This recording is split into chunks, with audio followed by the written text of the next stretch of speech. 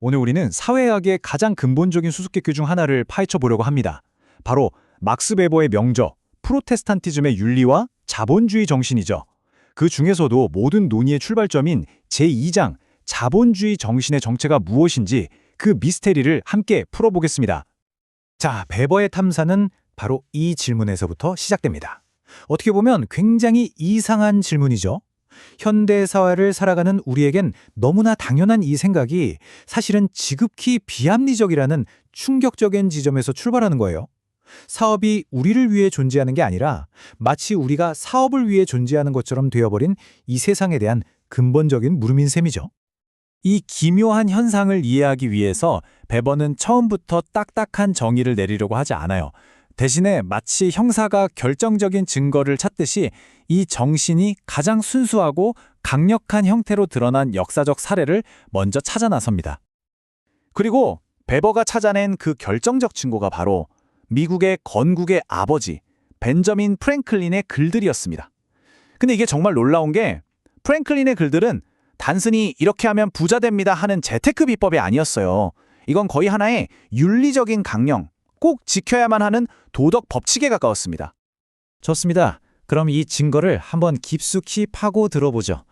프랭클린의 말 속에는 그 당시 사람들 눈에는 아주 새롭고 심지어 이상하게까지 보였을 도덕률이 담겨 있습니다. 시간은 돈이다. 우리에게 정말 익숙한 말이죠. 근데 프랭클린이 한 이 조언은요, 그냥 시간 아껴서 열심히 일해라, 이런 효율성 이야기가 아니에요. 그 뒤에는 훨씬 더 깊고 무거운 도덕적 명령이 숨어 있었습니다. 프랭클린은 체계적으로 부를 추구하는 걸 하나의 윤리적 의무로까지 끌어올립니다. 베버는 이걸 특정 시대나 집단의 정신적 기풍을 의미하는 에토스라는 단어로 설명하는데요. 이제 시간을 낭비하는 건 그냥 돈을 좀 못 버는 수준이 아니라 도덕적으로 실패한 거고 신성한 의무를 저버린 행위가 되어버린 거죠. 이 구절도 마찬가지입니다. 그냥 복리의 마법을 설명하는 게 아니에요. 이건 돈이 마치 살아있는 생명체처럼 스스로 증식해야만 한다는 하나의 철학이자 세계관을 보여주는 겁니다. 바로 이 지점이 베버가 포착한 핵심 중의 핵심입니다. 돈을 버는 행위가 맛있는 걸 사 먹고 좋은 집에 사는, 즉 행복을 위한 수단이 아니라 돈 버는 것 자체가 인생의 궁극적인 목적이 되어버렸다는 거죠. 한번 생각해 보세요. 전통적인 가치관에서 보면 이거야말로 정말 이해할 수 없는 가장 비합리적인 태도 아니겠어요? 더 흥미로운 건 뭔지 아세요? 이성주의의 대표주자 같았던 이 프랭클린이 이 새로운 세속 윤리의 근거를 다름 아닌 종교에서, 성경에서 가져온다는 사실입니다. 그의 칼뱅주의자 아버지가 늘 들려주셨다는 잠언의 한 구절이죠. 네가 자기 일에 부지런한 사람을 보았느냐? 그는 왕 앞에 설 것이다. 바로 여기서 소명, 독일어로는 베루프라는 베버의 핵심 개념이 등장합니다. 이건 단순히 직업, 잡을 의미하는 걸 뛰어넘어서요. 신이 각자에게 부여한 신성한 의무, 사명이라는 뜻을 담고 있습니다. 그러니까 내 직업 활동을 충실히 하는 것이 곧 신을 영화롭게 하는 길이라는 생각이 탄생한 겁니다. 그런데 잠깐만요. 이거 그냥 예전부터 있었던 인간의 탐욕 아니야? 라고 생각하실 수 있죠. 베버는 단호하게 아니다 라고 말합니다. 이 새로운 정신은요, 아주 강력한 반대 세력과 싸워서 이겨내야만 했던 혁명적인 사상이었습니다. 그 가장 큰 적은 바로 전통주의라는 태도였어요. 예를 들어 이런 겁니다. 농부에게 품삯을 2배로 올려주면 더 열심히 일하는 게 아니라 이제 반만이라고 집에 가도 되겠네? 라고 생각해버리는 경향이죠. 그냥 늘 살아오던 방식대로 사는데 필요한 만큼만 버는 것. 그게 사실은 전통적인 인간의 본성에 더 가까웠다는 겁니다. 그렇기 때문에 베버는 계속해서 강조합니다. 이 자본주의 정신은 무자비한 탐욕이나 남을 등쳐먹는 약탈과는 완전히 다르다는 걸요. 오히려 그 반대에 가깝습니다. 고도로 계산적이고 체계적이고 심지어는 금욕적이기까지 한 하나의 윤리체계라는 거죠. 따라서 핵심은 이겁니다. 이 정신이 뿌리 내리기 위해서는 인간의 본성 자체가 완전히 변혁되어야 했다는 점이죠.